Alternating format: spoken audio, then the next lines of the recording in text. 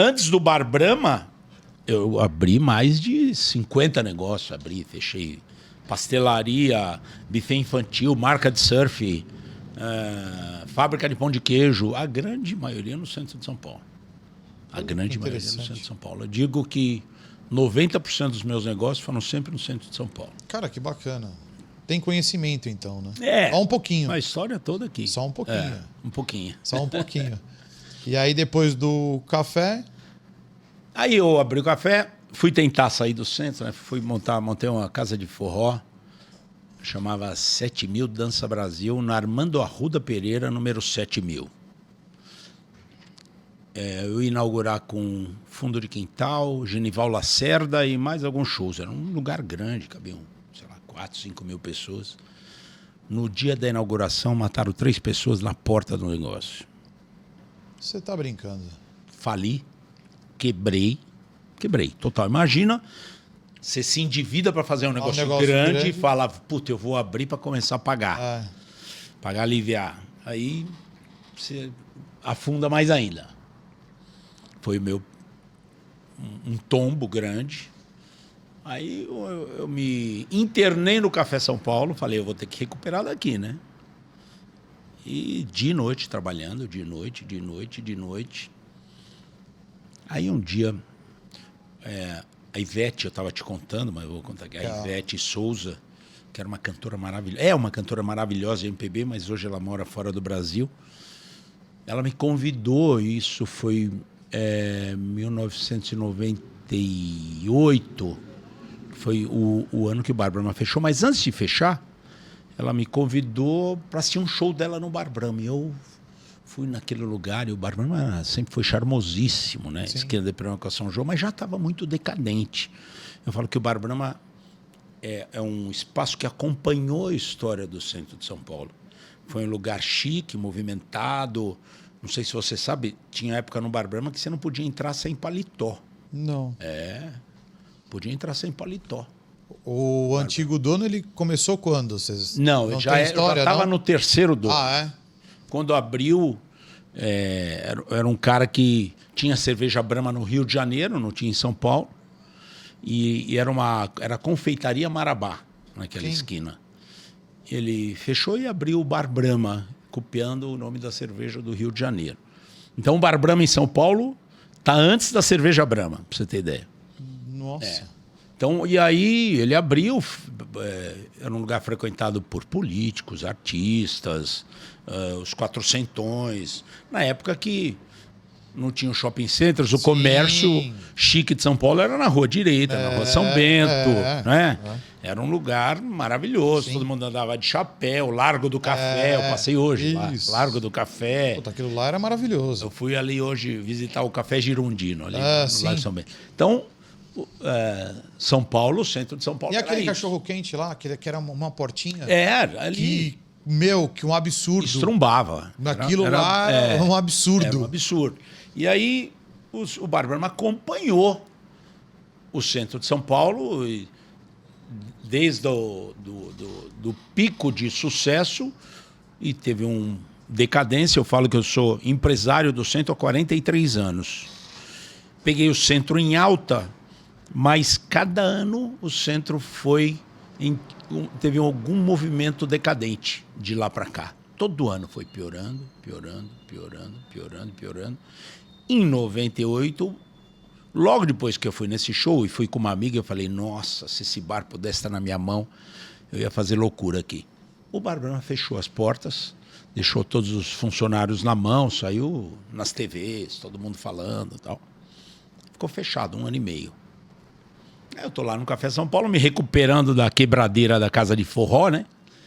Trabalhando dia e noite, me chega 2 horas da manhã um carro preto chapa branca. Eu falei, oficial de justiça. Alguém vai me cobrar. Desceu um senhorzinho, cabelo branco, um velhinho. Falou para mim, Álvaro, eu falei, sou eu, Fudeu. Né? Falei, fudeu, Perdão. Né? Que merda, alguém Ele falou, meu nome é Armando, e eu pesquisei a sua vida, a sua história, do seu pai, E só você... Ele falou bem assim, só você vai conseguir ressuscitar o Bar Brahma. Olha isso. Eu falei, caraca, mas quem é o senhor? Ele falou, não, eu não sou ninguém, eu sou eu participei da inauguração do Bar Brahma em 1948. E São Paulo não pode ficar sem esse espaço. Pegou o carrinho dele e foi embora. Não dormia a noite inteira. No dia seguinte... Só que você já tinha falado lá atrás, eu tinha falado lá atrás. E como vem alguém e fala isso pra mim, tipo um anjo... Eu só fui ver esse cara 5 anos depois, porque ninguém acreditava na minha história. Nem o meu filho. Eu cheguei no meu filho no dia seguinte e falei, aconteceu isso, eu vou reabrir o Bar Brahma. Ele falou, você tá louco? Pai, você tá louco? Você não tem um puto? Ele falou, eu tinha acabado de quebrar. Eu falei, não, eu vou reabrir o Bar Brahma. 5 anos depois ele apareceu lá, eu chamei meu filho e falei, ó, aqui, ó. Conta pra ele o que o senhor falou. Chamava senhor Armando, um senhorzinho. Ele era promotor público e tal, mas não veio por isso. Ele veio para me falar, me chamar. Sim, parabenizar. Uma missão. Parabenizar pela... E aí começou a saga, né? Era para ser igreja, estavam fechando. Isso, Nada contra a igreja, mas não ali, né? Pô. Na esquina da Perão com São João. Né? Aqui não tinha vocação para a igreja. A própria música já diz, né? Não cabe, né? Não cabe, não ia. E imagina, ia ser uma heresia. Nada contra os pastores. Usando os termos da igreja, mas ia ser uma heresia. Né? Nada contra os pastores, pelo amor de Deus. Eu fui na Savoy. A Savoy é uma empresa que detém várias propriedades. Lá o prédio deles? Tem milhares de IPTUs em São Paulo. Sim, não sabia que lá era deles. A Savoy. Cheguei na Savoy e falei, ó, eu tenho um projeto e acho que vocês poderiam apostar no meu projeto, porque é um jeito de mudar a roda da história aqui, porque vocês têm vários prédios no centro. Sim. Se puser uma igreja aqui, definitivamente afunda o centro aqui. E aí os seus negócios também... O pessoal topou. O Hugo Salomone, que era ainda está vivo, é um velhinho, um senhorzinho, que é um dos donos da Savoy. Ele falou, eu vou apostar em você, vamos lá. Me deu uma carência na época. Eles são bons, eles são bons. Estamos lá há muitos anos, tal, com um contrato, e foi aí, a primeira saga vencida. A segunda era a própria Ambev, que nem era Ambev ainda. Não era. Era Brahma e Antártica. Isso. Então, e foi legal porque durante um período... Perguntaram aqui, ó. E Brahma, mas por que não Antártica? Mas você sabe que no Café São Paulo Antigo, que ainda estava aberto... Era Antártica. E lá na esquina, eu não podia pôr Antártica para abrir Bar Brahma. Eu fui e bati na porta da Brahma. Como a Brahma tinha tido um trauma com a marca Bar Brahma, porque no último ano a Kaiser patrocinou e virou São João 677 Kaiser. Foi aí que definitivamente fechou. Porque como Kaiser confundia a cabeça das pessoas. O Bar Brahma, Kaiser e tal, isso foi uma loucura. O cara pegou dinheiro, achando que ia resolver, mas pior, afundou o negócio. E a Brahma disse não topamos. E o que eu fiz? Eu chamei uma assessora de imprensa e falei, olha, me ajuda aqui, eu preciso divulgar isso aqui. Ela conseguiu uma página inteira do Estadão. Ressurge das cinzas, um ícone de São Paulo, Bar Brahma e tal. Eu fui lá na Brahma de novo, aí, ó. Puta, aí os caras toparam. Me deram, na época, eu lembro certinho, me deram comunicação visual. O que é comunicação visual? Luminosinho, quadrinho, tal, essas coisas. Para promover a marca deles. Uma chopeira, e na época prometeram que quando fosse abrir, me davam 30 mil reais. Um mês antes de abrir, caiu os 30 mil reais. Mas fui lá e abri o Bar Brahma. E não deram chopp? Não deram nada. Deram chopp da inauguração. Ah, tá. Da inauguração. Eu lembro que, na época, eu sem dinheiro, sem grana, eu precisava... Eu tinha que comprar equipamento de cozinha. Aí tinha uma amiga minha, Cristina, que ela trabalhava na Novelli. Novelli, na época, era empresa de outdoor, que tinha outdoor em São Paulo, na Cidade Limpa. Ele falou, tem um amigo meu que está vendendo... Ele fechou um bar, não sei se você lembra do Iron Horse na Faria Lima. Sim. O Joey Robert, cantor de rock, ele era dono do Iron Horse. O Iron Horse era do Claudião. E do Claudião. Claudião, amigão nosso, anda de moto com a gente, pô. Isso, pra finalizar, ele vendeu pro Joey Robert.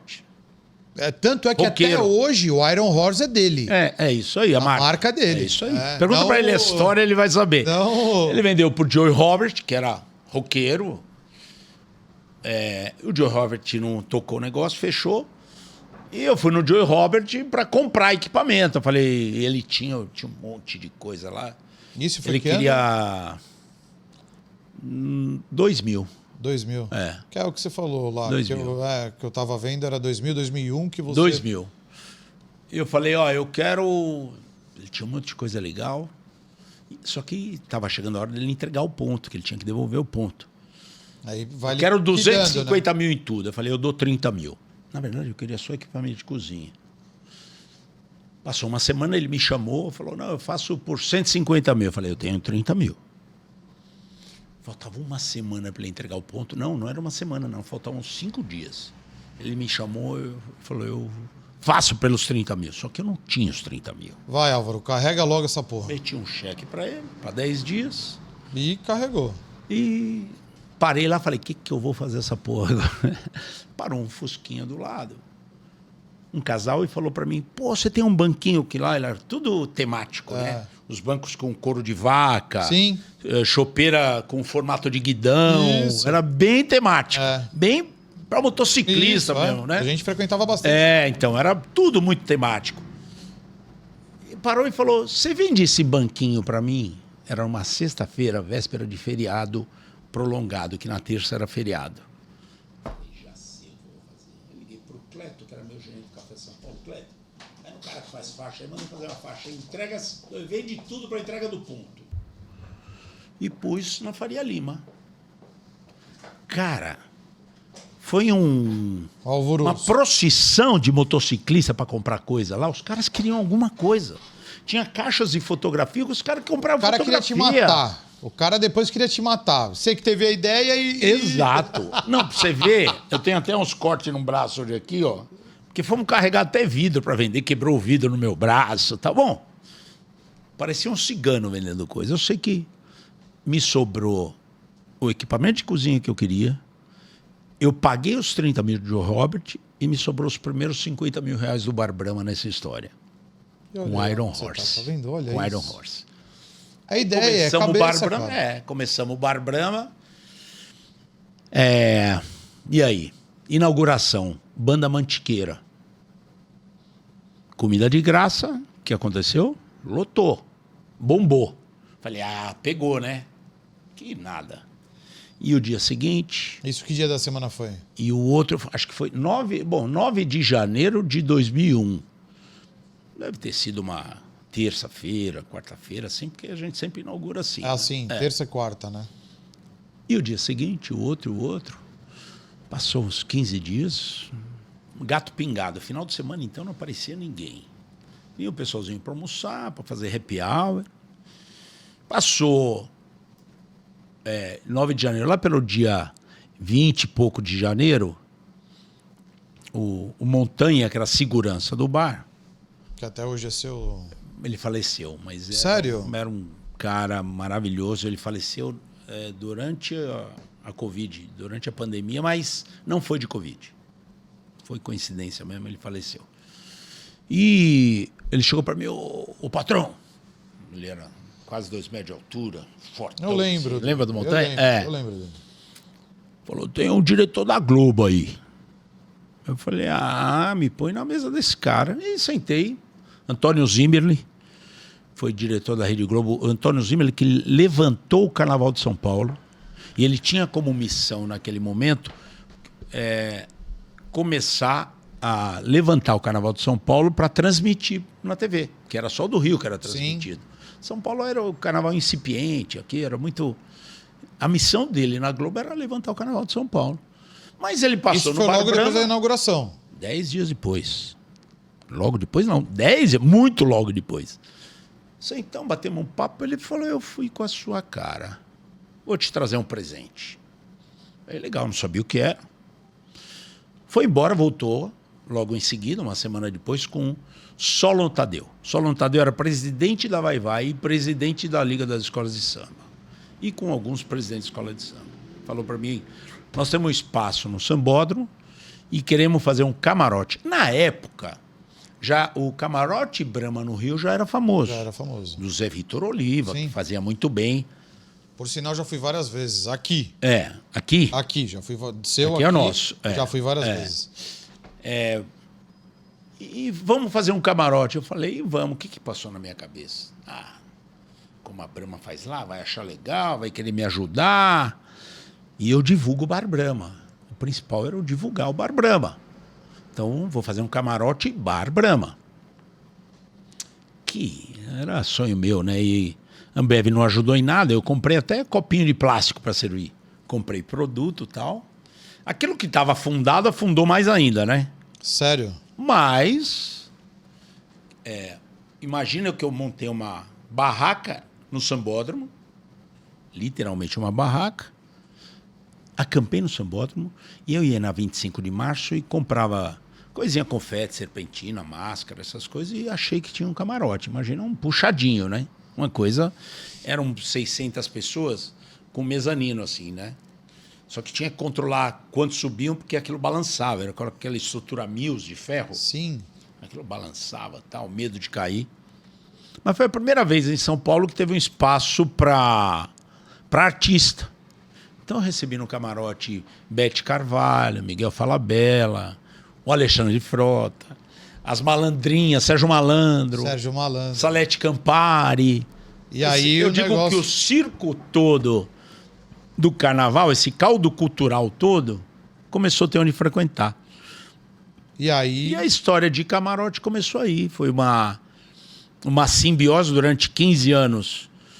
Eu trabalhava no Bar Brahma para pagar prejuízo de carnaval. E hoje nós temos um evento que na minha opinião, 5 anos? 15 anos. 15 anos? Pagando prejuízo de carnaval.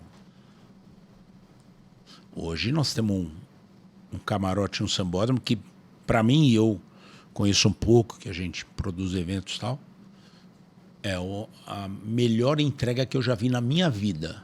A melhor experiência. O de Fortaleza também é de vocês? Não. Não? Não. São Paulo. Só de São Paulo? Só de São Paulo. Eu já fiz no Rio, com a Grande Rio. Eu já fiz em Salvador. Mas Salvador, é isso? Salvador. Mas a entrega que a gente tem em São Paulo não existe. A experiência... Então o único lugar agora que tem é São Paulo. E rodeios, né? Não, eu ouvi você falar isso já tem tempo, né? Rodeio, Jaguariúna, Americana, Barretos. Caldas, Ribeirão. Eu já não sou muito adepto a isso, mas meu cunhado, Guga e Kalime, um beijo aí pra vocês assistem a gente aí, ó. Ele é o cara dos rodeios, ó, tá vendo? Legal. Eles vão sempre. Aluga lá os camarotes lá e... legal. Vão direto. E a história do Bar Brahma fortaleceu bastante ali. E sempre nessa coisa que eu falo do propósito de centro de São Paulo, né? Então a gente sempre buscou tudo que faz priorizar o centro de São Paulo.